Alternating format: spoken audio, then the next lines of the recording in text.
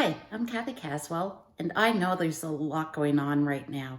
It's really easy to feel exhausted, to be anxious and worried, and even to experience physical symptoms as a result of what's happening.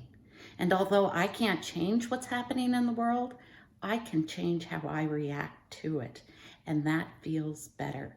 And so I'm here to show you how you can do the same using Logosynthesis developed by Dr. Willem Lammers. First, I'm excited to share that I've just published a new book, Thriving in Our Times, From Reactions to Action using Logosynthesis. So check that out. You can get it on Amazon.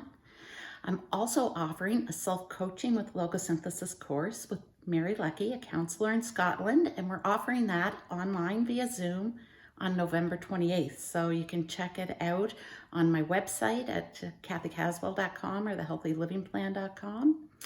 And thirdly, I've posted a YouTube video that you can go and do a guided, almost like a guided meditation of the process so that you can feel some relief right away.